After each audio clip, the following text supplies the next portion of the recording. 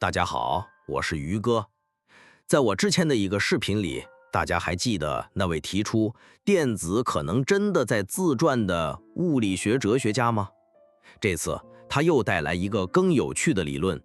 电子的此举其实可能会变动的，不是一个固定不变的数值。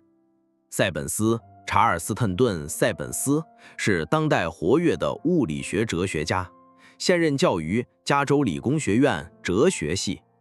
他的研究介于物理学和哲学之间，聚焦于量子力学、量子场论、电磁学和相对论的基础理论问题。他是一种理论实在论取向的物理学哲学家，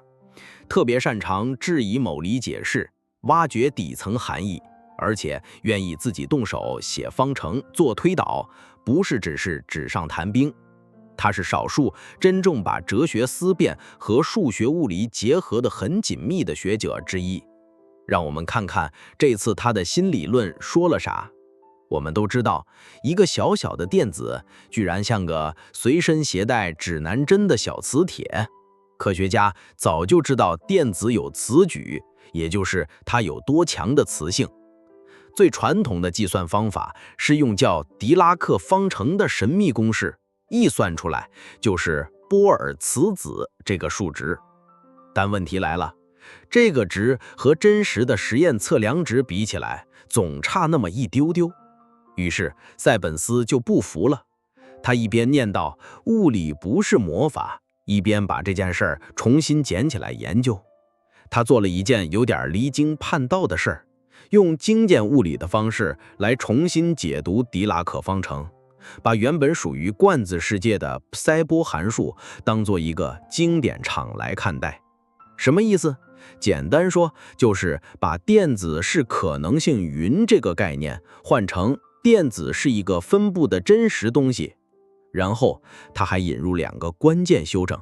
一，电子跟自己对话，就好比这个小人一边说话一边听见自己的回音，结果被自己说的话干扰了。这种自己影响自己的行为就是自我作用，电子产生的电磁场会反过来影响它自己。二，质量重正化，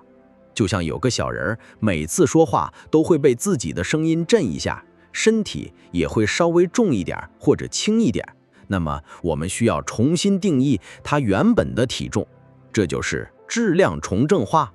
把电子的裸质量和它和电磁场互动后产生的附加质量加在一起，得出一个我们能观测到的真实质量。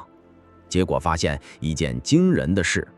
电子的磁性其实可能会根据它的状态不同而变化。比如它比较扩散的时候，磁性就不太一样，集中的时候又不一样。换句话说，电子的磁性居然不是个死数，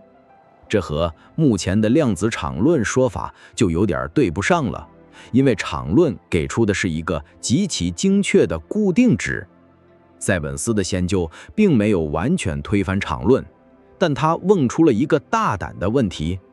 为什么狄拉克方程算出来的是变动的，量子场论却能给出一个固定值呢？中间到底发生了什么魔法？虽然答案还不明确，但这条绕远路的探索可能会为我们理解量子世界打开另一扇门。就像塞本斯自己说的，物理学家总是在挖宝，而哲学家是负责慢慢擦干净宝藏上那点点最后的尘埃的人。